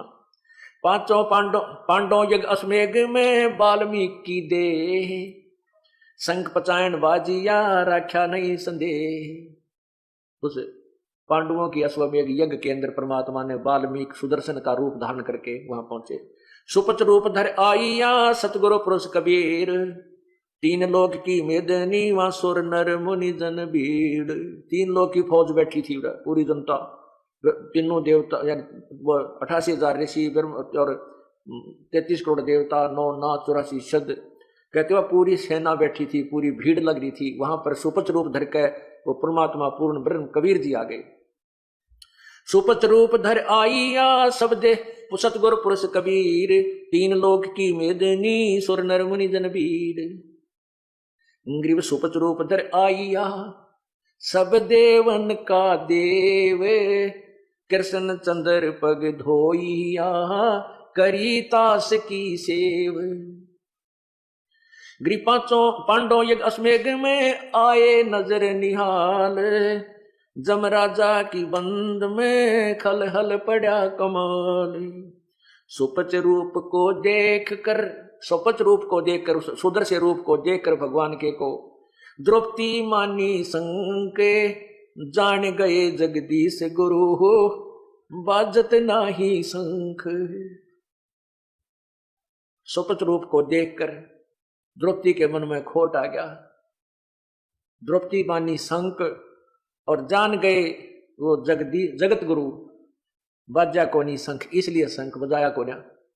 56 भोग संयोग करे कीने पंचग्रास, द्रौपदी के दिल दुई है नहीं था दृढ़ विश्वास। पांचों यज्ञ सारा यानी 56 भोग, जो 56 प्रकार के आइटम बना रखे थे, सभी इकट्ठे करके संयोग कर लिया। 56 भोग संयोग करे कीने 5 गिरा से, द्रौपदी के दिल दुई है नहीं दृढ़ विश्वास। पांचों पांडव यज्ञ करी कल्प वृक्ष की छाही, द्रौपदी के दिल बंक है भाई कण कण बाजा नाही। पांचों पांडव यज्ञ करी कल्प वृक्ष की छाही, द्रौपदी के दिल बंक है न्यो कण कण बाजा ना, यानी अखंड नहीं बाजा, इसलिए शंख अखंड नहीं बजा के द्रौपदी के दिल में मन में खोट था। उस खोट को निकालने के लिए ये परमात्मा ने फिर एक लीला न्यारी की। सुर नर मुनि जन यज्ञ में त्रिलोकी के भूपे, सुपच यज्ञ में आई या नित बेचत है सूपे। अब उस पांडवों के यज्ञ में सुर देवता, नर यानी जो भक्ति करने वाले भक्तजन, और मुनिजन ये ऋषि आदि यज्ञ में, और त्रिलोकी के भूप 3 लोक के राजा ब्रह्मा विष्णु महेश भी गुप्त रूप धारण किए वहीं बैठे थे। और उस परमात्मा ने सुदर्शन रूप में 56 भोग न भोगिया किन्ने पंचग्राह से, खड़ी द्रौपदी उनमें नीवा घाल रही थी सांस मारे थी द्रौपदी। जब परमात्मा ने वो सारे भोजन को इकट्ठा करके खाना शुरू किया तो द्रौपदी उनमनी सी खड़ी होकर मन मन में खोटी सोच रही थी। बोले कृष्ण महाबली क्यों बाजा नहीं शंख, जान गए जगदीश गुरु ये काटत है मन बंग के। अब कृष्ण जी ने देखा भी शंख क्यों नहीं बजा, फिर वो जान गए कि द्रौपदी के मन के बल को सीधा कर रहे हैं, द्रौपदी के खोट है इसने सीधा करना चाहते हैं, इसको विनम्र करना चाहते हैं। इसलिए ये जगत गुरु, ये जगदीश गुरु यानी पूर्ण परमात्मा ने शंख इसलिए नहीं बजाया। बोले कृष्ण महाबली क्यों बाजा नहीं शंख, जान राय जगदीश गुरु ये काटत है मन बंक। श्री कृष्ण जी ने कहा द्रौपदी दिल को साफ कर चरण कमल लो लाए, वाल्मीकि के बाल सम ये त्रिलोकी नहीं पाए। तो इसको क्या एक वाल्मीकि एक भंगी सा जान रही है, शूद्र समझ रही है। इस वाल्मीकि के अंदर भक्ति की शक्ति इतनी है कि इसके एक बाल के बराबर भी ये 3 लोक नहीं है। पुण्यात्मा यही कबीर परमेश्वर जी हमें बताते हैं, कहता हूं कई जाते हूं सुनता है सबको, सुमन से भला होगा नात्र भला ना होए। फिर कहते हैं कहता हूं कई जाते हूं कहूं बजा कर ढोल, श्वास जो खाली जाते हैं ये 3 लोक का मोल। इसी का प्रमाण गरीबदास जी को जो कबीर परमेश्वर ने तत्व ज्ञान बताया, वो गरीबदास जी भी यही कह रहे हैं कि कबीर जी ने मुझे बताया। सत्य नाम पालड़े रंग होरी हो, 14 लोक चढ़ावे राम रंग होरी हो, 3 लोक पासंग धरे रंग होरी हो, तो ना तुलय तुलाया राम रंग होरी हो। यह सतनाम जो 2 अक्षर का है, जो श्वास उस श्वास से जाप किया जाता है, इसका एक श्वास का जाप तराजू के बैलेंस के एक पलड़े में रख दे, तुला के एक पलड़े में तो एक श्वास उस श्वास सतनाम की कीमत रख दे। और ये सारे 14 लोक और 3 लोक, ये स्वर्ग लोक, पाताल लोक, पृथ्वी लोक, ये उसकी पास्यंग रख दे। पास्यंग क्या होती थी? पहले वो हाथ की तराजू हुआ करती थी, एक लकड़ी का 2 पलड़े बांध दिया करते थे और ऊपर एक बीच में सेंटर में उसका पकड़ने का एक रस्सी बांध लिया करते थे। उसमें फिर भी कोई अनबैलेंस हो जाता था, उसमें गड़बड़ी रह जाती थी, उसको पास्यंग कहा करते थे। उस पास्यंग को अर्थात उस बैलेंस को ठीक करने के लिए, तुला के पलड़ों को एकसार बनाने के लिए कुछ आइटम, उसी जो कुछ अलग से वस्तु रखी जाती थी, वो किसी तोलन तालन के काम में, मतलब वो सौदे में नहीं होती थी। तो कहते हैं 3 लोक तो पासिंग बना ले और 14 लोक एक तरफ धर दे, और परमात्मा का एक श्वास का नाम, श्वास उस श्वास की जो सतनाम के जाप की कीमत, कहते हैं तो ना तुलय तुलाया राम रंग होरी हो, तो भी उस श्वास के सतनाम के एक स्मरण की कीमत अधिक है। तो यहां वही कह रहे हैं, द्रौपदी दिल को साफ कर चरण कमल लो लाए, वाल्मीकि के बाल सम त्रिलोकी नहीं पाए। यानी इतनी शक्ति है इनके अंदर, ये 3 लोक भी इसके समान नहीं है। शंख बजाना तो इनके लिए बाएं हाथ का खेल है। चरण कमल को धोए कर ले द्रौपदी प्रसाद, अंतर सीना साफ हुए तेरे जड़े सकल अपराध। करी कृष्ण भगवान को चरणामृत सो प्रीत, शंख पचायन जब जब लिया द्रौपदी सीत। ये जो द्रौपदी और कृष्ण जी ने किया जब वो शंख बजा। अब उस अश्वमेघ यज्ञ में कौन कौन आए थे? 12 कोट पंडित जहां, ब्रह्मा विष्णु महेश, चरण लिए जगदीश को जिसको रटता शेष। वाल्मीकि के बाल समय नाही तीनों लोक, सुर नर मुनि जन कृष्ण सुधा पांडव पाई पोख। वाल्मीकि के बाल सम नाही तीनों लोक, सुर नर मुनि जन कृष्ण सुध पांडव पाई पोख। अब इस आधी पंक्ति जो भगवान की वाणी की, इस वाणी का जो है इसकी आपको व्याख्या करता हूं, आप हैरान रह जाओगे। ये इतनी जबरदस्त वाणी है, इतनी गूढ़ वाणी है परमात्मा की। आपको सत्संग में बुलाया जाता है, इसका उद्देश्य होता है हमारे कुछ पुण्य वहीं से प्रारंभ होता हो जाते हैं जहां से आप संत के दर्शनार्थ चलते हो। जैसे अभी आपने सुना कि संत मिलन को चालिए तजमाया अभिमान, और जो कदम आगे रखे वो एक एक समान। एक तो पुण्य वहां से शुरू हो गया, वहां से यहां तक आने के जितने कदम रखे ये यज्ञ बने। फिर यहाँ 5 यज्ञ चल रही हैं। एक यज्ञ धर्म की जो भंडारा फरी चल रहा है, और फिर एक यज्ञ दूसरी यज्ञ हवन की, यहाँ पर देसी घी की जोत कई सैकड़ों जग रही हैं, जो लगभग क्विंटल से भी अधिक घी का हवन हो जाएगा। और एक यज्ञ है धर्म की, दूसरी यज्ञ ध्यान। यहाँ पर आकर के परमात्मा याद आता है। परमात्मा की चर्चा जब तक चलती है आपको ईश्वर की याद बनी रहती है। एक ये भी यज्ञ बन गई, यानी पुण्य बना। और तीसरी यज्ञ हवन की, चौथी यज्ञ प्रणाम। यहाँ आकर के सप्ताह हमें प्रणाम करना पड़ता है। प्रणाम करने से भी हमारा एक पुण्य बनता है। और फिर ये ज्ञान यज्ञ 5वीं, और फिर संत के दर्शन से भी आपको पुण्य मिलते हैं। संत दर्श को चालिए दिन में कोई बार, आसौज के मेह जो ये बहुत करें उपकार है। अब संत के दर्शन से भी पुण्य मिलते हैं। इसी प्रकार यहां क्या बताया है कि जब भगवान वहां पर आए, जहां पर सुर नर मुनिजन और कृष्ण जी और द्रौपदी पांडव सभी बैठे थे, उनको भी उस परमात्मा, सभी ने कुछ न कुछ उस भगवान से लाभ मिला। प्रथम लाभ तो दर्शन का, फिर संत की सेवा की, पांडवों ने भोजन कराया, वहां उनको बैठाया, ल्याए बैठा के, ये सारा मिला करके भी उनको पुण्य मिला। तो इस वाणी का यह अर्थ है कि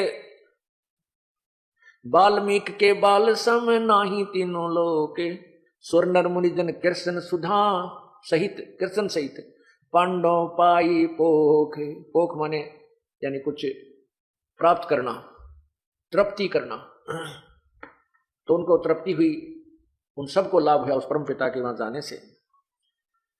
वाल्मीकि बैकुंठे पर स्वर्ग लगाई लात, शंख पचायन बाजिया गण गंधर्व सब ऋषि मात। यानी सब फेल हो गए, उनके कारण ही ये शंख बजा।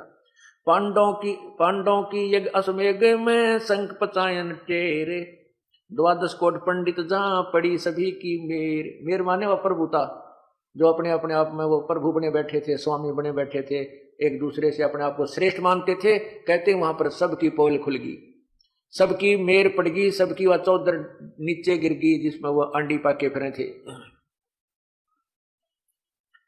पांडव यज्ञ अश्वमेघ में शंख पचायन टेरे, 12 कोट पंडित जहां पड़ी सबन की मेरे। स्वर्गलोक के देवता किन्हें न पूरा नाद, सुपच सिंहासन बैठते वो बाजा अगम अगाध। स्वर्गलोक के देवता भी वहां आए हुए थे, उनसे भी शंख नहीं बजा था। और उस सुपच के यानी उस हरिजन के उस बैठते ही उस तख्त के वहां पर आसन पर भोजन खाते ही, और वो बाजा अगम अगाध, वो अखंड बाज गया।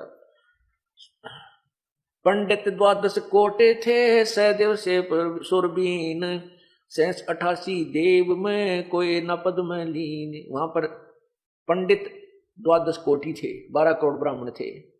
और सहदेव से सुरबीन, ये नकुल और सहदेव जो थे ये भी विद्वान थे, समझदार थे, भगत थे, इनको भी पंडित की ही श्रेणी में लिया जाता है। सुपत सिंह 88 देव में 88,000 ऋषि थे। कहते इनमें कोई भी कोई ना पद में लीन, इनके पास किसी के पास भी यथार्थ भक्ति नहीं थी जिससे ये संकट टल सकते हैं, आपत्तियां दूर हो सकती हैं, जिससे तीन ताप का कष्ट दुख दूर हो, वो इनके अंदर भक्ति नहीं थी। 86 ऋषि जहां वो देवा 33 कोटे, शंख न बाजा तास से वो रहे शरण में लोटे। पंडित 12 कोट हैं और 84 शब्द, शंख न बाजा तास से वो पिए मान का मध्य। उनसे शंख नहीं बजा क्योंकि वो तो अभिमान का प्याला पिए बैठे थे, वो अभिमान का नशा किए हुए थे और भक्ति उनकी श्रेष्ठ थी नहीं।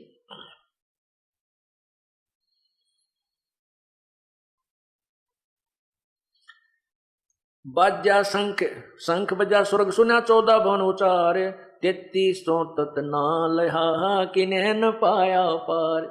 जो 33 करोड़ देवता बने हुए हैं, वो देवता क्या है? ये एक पोस्ट है, स्वर्ग में एक पद मिलता है, जैसे यहाँ IAS IPS HCS पद होते हैं ऐसे।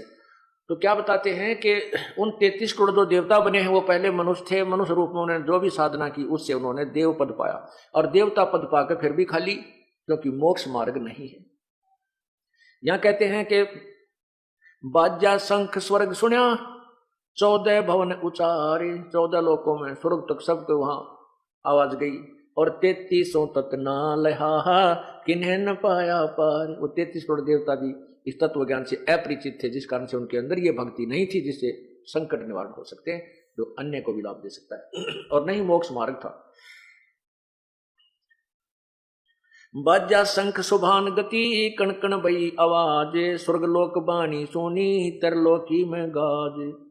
गरीब शरण कबीर की जो गहे, टूटे जम की बंदे, बंदी छोड़ अनादे हैं सतगुरु कृपा सिंधु। के जो पूर्ण परमात्मा कबीर परमात्मा की शरण में आ गए हैं, उनके तो काल के बंधन टूट जाएंगे, और ये बंदी छोड़ भगवान अनादि हैं, ये सतगुरु कृपा सिंध, ये सतगुरु रूप में आते हैं, ये कृपा के सिंधु हैं, कृपा के सागर हैं, हमें आकर के फिर मार्ग बतलाते हैं। ब्रह्म प्राण परमपद सुपद रूप धर आए, वाल्मीकि का रूप धर करी कबीर सहाय। ये बृंदावन साजही जुगन जुगन जगदीश, 33 कोट छुटाई यहाँ जद तोड़े भुज बीस। फिर बताया है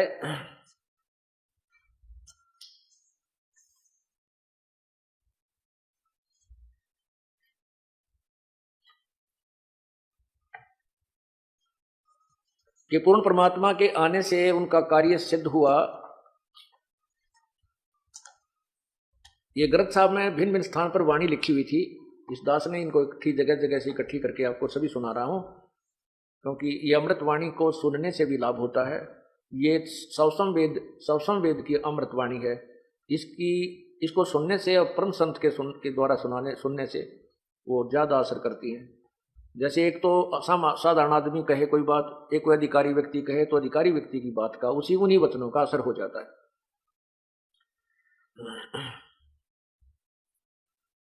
यज्ञ रची जद पांडो राजा, नो नाथो नहीं नादू बाजा। नो नाथ भी आए हुए थे। यज्ञ रची जब पांडो राजा, नो नाथो ने नादू बाजा। 84 सिद्ध रिधि सब मोहे, पूर्ण ब्रह्म ध्यान नहीं जोहे। 84 सिद्ध रिधि सब जो है, इन्होंने केवल रिधियां सिद्धियां प्राप्त कर ली, पूर्ण परमात्मा की भक्ति का ज्ञान नहीं हुआ, उस प्रभु का ध्यान, उस प्रभु की भक्ति नहीं की। कोट 33 यज्ञ के माही, सुर नर मुनि जन गिनती नाही। 56 कोट जहां थे यादो, जिनसे नाही बाजा नादो। वहां पर 56 करोड़ यादव भी थे, 33 करोड़ देवता भी थे, सुर नर मुनि जन और गिनती नहीं कितने इंसान थे, उन सब से भी शंख नहीं बजा। सुदर्शन की भक्ति की शक्ति से वो शंख बजा। 56 करोड़ जहां थे यादो, जिनसे नाही बाजा नादो। अरबों वक्ता वेद उचारी, ना भई यज्ञ संपूर्ण सारी। कितने वेदों के घोटे हुए बैठे थे, उनसे भी वो यज्ञ संपूर्ण नहीं हुआ।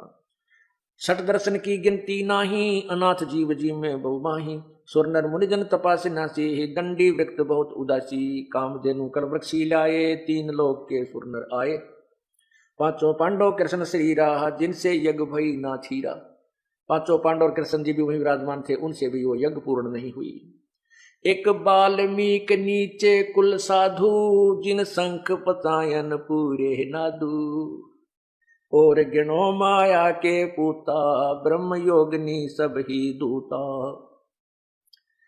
अब वहां तो यज्ञ में उच्च जाति के लोग विराजमान थे, सबसे उच्च देवता, फिर ब्राह्मण, फिर यादव, यानी उच्च जाति के लोग विराजमान थे, साधु भी, 984 सिद्ध। तो वहां क्या बताते हैं परमात्मा? यही बताना चाहते हैं, सद्भक्ति चाहे कोई किसी जाति का कर लो और मर्यादा में रहता हुआ करो, वही सफल होगा। जाति और मजहब से परमात्मा प्रसन्न नहीं होता।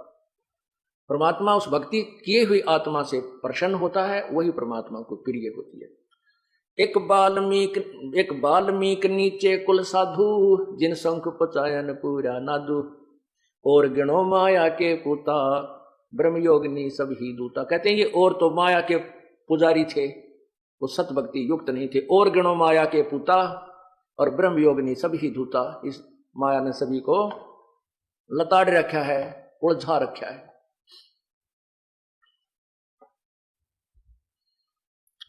तेतीस कोट यज्ञ में आए, 88 सारे। 12 कोट वेद के वक्ता, वहां 105 का शंख बजारे। 33 करोड़ देवता और वो 88,000 ऋषि सभी आए हुए थे।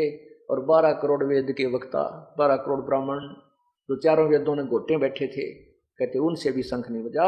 वहां पर 105 का शंख बजा रे। वो सत्य भक्ति युक्त महात्मा से ही शंख बजा। अब इसी कथा को आगे बढ़ाते हैं।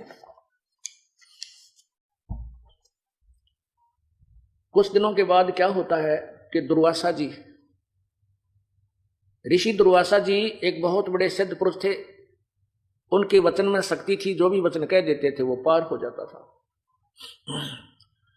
और वो दुर्वासा जो है श्री कृष्ण जी के गुरु भी थे, धार्मिक गुरु थे, आध्यात्मिक गुरु श्री कृष्ण जी के संदीपनी जी थे। और आध्यात्मिक नहीं, जैसे अक्षर ज्ञान कराने वाले, जैसे टीचर होते हैं, जो शिक्षक होते हैं, ये भी गुरु कहलाते हैं। एक आध्यात्मिक जो शिक्षक होता है वो गुरु अलग होता है। संदीपनी जी जो थे वो विद्या के गुरु थे, यानी शिक्षा अक्षर ज्ञान कराने वाले गुरुदेव थे श्री कृष्ण जी के। आध्यात्मिक गुरु उनके दुर्वासा जी थे। दुर्वासा जी द्वारका के बाहर बनी में, एक तो वन होता है, वन तो बहुत लंबा चौड़ा और गांव नगरी से काफी दूर होता। बनी होती थी गांवों के आसपास आधा किलोमीटर क्षेत्र तक चारों तरफ घूमी हुई होती थी, उसको बनी बोलते हैं।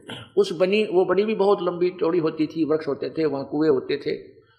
तो साधु संत उसमें बैठकर अपना भजन आदि करते थे, नगरी के लोग उनकी सेवा कर दिया करते थे। दुर्वासा जी वहां बनी में जाकर के विराजमान हो गए। नगरी में पता लगा कि महापुरुष आए हैं, उनकी सेवा के लिए श्रद्धालु लोग जाने लगे। उस समय 56 करोड़ यादव की जनसंख्या 56 करोड़ हो चुकी थी। और यादव लोग श्री कृष्ण जी के साथ रह करके अभिमानी हो गए थे। अभिमानी कैसे हो गए थे कि श्री कृष्ण जी के बराबर कोई नहीं है। क्यों नहीं? क्योंकि उन्होंने गोवर्धन उठा दिया था और कंस को मार दिया, केसी को मारा, चाणूर को मार दिया, जरासंध को मार दिया, काल्यावन को मरवा दिया, और भी कई ऐसे चमत्कारी काम कर रखे थे, जिस कारण से यादवों को यह अभिमान हो गया था हमारे साथ श्री कृष्ण जी पूर्ण भगवान हैं, इसलिए हमने किसी की जरूरत को ना। इस उद्देश्य को मध्य नजर रखते हुए उन अभिमान हो गया।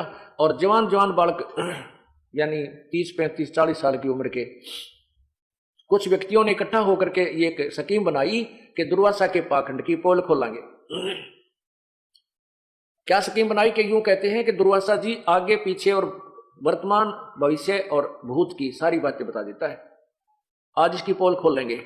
क्या किया कि प्रद्युमन जो श्री कृष्ण जी के पुत्र थे, प्रद्युमन को एक स्त्री का स्वांग बना लिया, एक गर्भवती स्त्री का स्वांग बनाया, पेट पर एक कढ़ाया बांध दिया छोटा सा, जो सब्जी छोंक लगाने का होता है। उस कढ़ाई को नीचे पेट पर बांध कर रस्सी तक पिछ लगाना, ऊपर के थोड़े थोड़े कपड़े बांध करके लोगड़ लगड़ा के और बांध दिया कपड़ा ऊपर, उसके ऊपर फिर स्त्री वाले कपड़े बना के और घूंघट गांगट काट के एक उसका पति नकली बना लिया और 10-20 जने इकट्ठे होकर दुर्वासा जी के पास गए। दुर्वासा जी के पास जाकर कहा उन्होंने कि हे ऋषिवर, ये व्यक्ति है, ये इसकी पत्नी है, इनके विवाह को कई वर्ष हो गए हैं, 10-12 वर्ष हो गए हैं और इनको कोई संतान नहीं हुई। अब मुश्किल से रजा हुई है, प्रभु की कृपा हुई है, इनको आशा हुई है और ये उतावले हो रहे हैं, ये जानना चाहते हैं इनका लड़का होगा कि लड़की। अब दुर्वासा जी ने देखा, जानते हैं तो वो तो बकवाद करने आए हुए थे। दुर्वासा जी ने कहा इस गर्भ से तुम्हारा यादों का कुल नाश होगा, तुम यादों का नाश होगा। इस गुस्से में आकर कह दिया कि इस गर्भ से तुम्हारा यादों का नाश होगा। और फिर ठाया चमटा लाल आंख करी तो बागड़ी बालक थे, मतलब बकवाद करने आए हुए थे, वो जान गया भाई ऋषि ने श्राप दे दिया। तो गांव में, नगरी में, द्वारका नगरी में इस बात की चर्चा फैल गई कि दुर्वासा जी ने श्राप दे दिया कि यादों का नाश होगा, विनाश होगा। बुद्धिमान लोग थे, समझदार व्यक्ति थे, उनको तो बहुत ज्यादा दुख हुआ कि बच्चों ने बहुत गलती कर दी, संतों के साथ छेड़छाड़ करनी अच्छी नहीं होती और बात बिगड़ेगी। बहुत चिंतित हो गए। नगरी में उस दिन चूल्हा भी नहीं चढ़ा तो कुछ समझदार लोग इकट्ठे होकर कहने लगे भाई क्यों घबराते हो, अपने साथ श्री कृष्ण जी रहे, सब समाधान कर देंगे, चलो उनके पास चलते हैं और बताते हैं सारी कहानी। श्री कृष्ण जी के पास नगर के मुख्य से व्यक्ति गए, बुजुर्ग से। श्री कृष्ण जी ने पूछा क्या कैसे आना हुआ ये ऐसे वरिष्ठ नागरिकों का। तब उन्होंने बताया कि भगवान बच्चा ने गड़बड़ कर दी। उन्होंने सारी कहानी बता दी कि दुर्वासा जी के साथ इन्होंने छेड़छाड़ कर दी, दुर्वासा जी ने श्राप दे दिया कि यादों का नाश होगा और पूरी नगरी में शोक व्याप्त है, कोई भी खाना नहीं खा रहा है, हे भगवान बात बिगड़ेगी। अब श्री कृष्ण जी ने कहा बच्चों को ले जाओ और दुर्वासा जी से माफी मांगो और संत दयालु होते हैं, माफ कर देंगे, तो उन्हीं के माफ करने से बात बनेगी, मैं कुछ नहीं कर सकता। अब वो सभी नागरिक वापस आए, प्रद्युम्न को भी दूसरों को भी साथ लेकर के गए जो वहां बच्चे शरारत करने गए थे। दुर्वासा जी के चरणों में डाल दिया कि माफी मांगो निकम्मे, तुमने गलती कर दी। दुर्वासा जी ने कहा भी मैंने वचन निकाल दिया, इसको वापस मैं नहीं ले सकता, जो मैंने कह दिया सो कह दिया। अपने बच्चों को समझाया करो, संतों के साथ बकवाद करनी ठीक नहीं होती, बहुत दुखदाई होता है। पांचों वो सारे के सब वापस आ गए, श्री कृष्ण जी के पास फिर गए। प्रभु वो तो कति मना कर गए, आपको समाधान करो। श्री कृष्ण जी ने देखा है तो बहुत चिंतित हो गए हैं, सारी नगरी में जो है ना विलाप हो रहा है। श्री कृष्ण जी ने कहा क्यों घबराते हो, मैं बताता हूं इसका समाधान। ऐसे करो कि ये गर्भ जो है ना, इस गर्भ से हमारा नाश होना यादों का, ऐसे करो जो कपड़े उस गर्भ पर बांध रखे थे लोगड़ लगड़, उसने तो जला दो और दरिया में गिर दो, जमुना में। और जो ये कढ़ाया था लोहे का, इसको पत्थर पे घिसा घिसा कर इसका चूरा बना करके जमुना के पानी में डाल दो, ना रहेगा बांस ना बजेगी बंसुरी। सभी बड़े प्रसन्न हुए, क्यों हो आपने तो कमाल कर दिया भगवान, मौज कर दी। तो उन्होंने ड्यूटी लगा दी 10, 20, 50, 100 आदमियों की डेली के, इस कढ़ाई न घिसाओ पत्थर पे। प्रभास क्षेत्र बता दिया कि वहां जंगल में जाकर जमुना के किनारे घिसा घिसा के पानी में डालते रहना। ऐसे वो लोग करते रहे। उस कढ़ाई के 2 कड़े भी थे, कड़े होते पकड़ने के। एक कड़ा तक घिसा दिया लग लगा के, एक कड़ा दे दिया मेरे जैसे आलसी को कि भाई तेरी ड्यूटी कई दिन में घिसा, इसको उसकी बांट दिया। अब उसने देखा कि सब ने तो ये घिसा घिसू कर डाल दिए चूरे में, चूरा बना दिया। उसका भी थोड़ा सा घिस्सा था, वो कभी घिसावा कभी सो जावे, तो पूरा ना घिसने के कारण सोची कि इनका काम बन गया, तो पीछे रह गया। उसने यूं का त्यों पानी में फेंक दिया, और कुछ घिसा था कुछ नहीं। उधर से एक मछली ने उसको कोई खाद्य पदार्थ जानकर लपक कर खा लिया, और उस मछली को एक बालिया नामक शिकारी ने, मछियारे ने पकड़ दिया। वो मछली जब काटी उसमें से वो चमकदार धातु निकली। उस धातु को उसने सोचा ये चांदी ना हो, सुनार को दिखाई। सुनार बोला भाई चांदी नहीं है, पर इस्पात बहुत बढ़िया है, लोहा बहुत अच्छा है। लोहार के पास गया, लोहार से कहा कि इस इस्पात का, इस लोहे का मेरा तीर बना दे, मेरे तीर का एरो बना दे बाण का, और विषाक्त करके जहर में बुझा के उसने विषाक्त करवा के उस कढ़ाई के उस कड़े का वो तीर बनवा लिया, एरो बनवा लिया और धर लिया घर पर। कुछ दिनों के बाद क्या होता है, नगरी में ऐसी ऐसी व्यवस्था होगी, कोई जरा सी बात कहे मुक्का मुक्का, कोई गाली दे रहा है, कोई लठ बजा रहा है, रोज हत्या होने लग गया, आपस में मरण कटने लगे। पहले समझदार व्यक्ति ये विचार किया करते थे कि नगरी का कौन सा पाप उदय हो गया जिस कारण से प्रतिदिन यहां पर शमशान घाट ठंडा नहीं हो रहा है।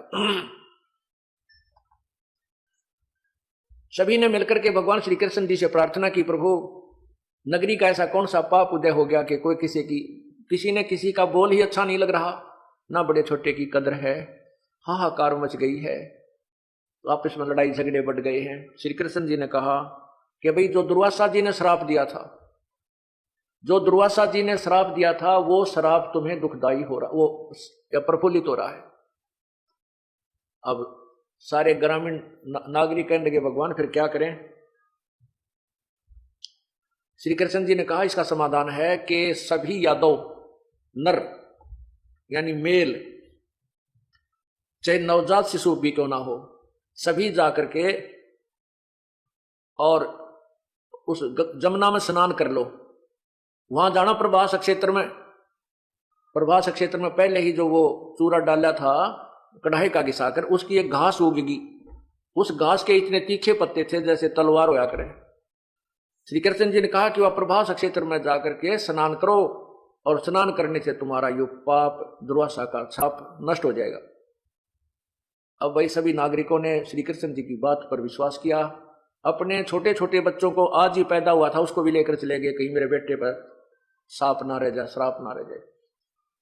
अब वहां क्या करें, पहले तो स्नान करें जाते ही, और स्नान करके बाहर आते ही वही फिर आपस में मुक्का मुक्का, क्यों पुरानी रंजिश चल रही थी, झगड़ा बढ़ रहा था, लड़ने लग जाएं। लड़ते लड़ते उस घास को उखाड़ें और एक दूसरे को मारे, वो गर्दन में लगे और ऐसे लपेटा आवे, झटका दे दें, वो तलवार का काम कर दिया उस कढ़ाई के चूरे के घास को।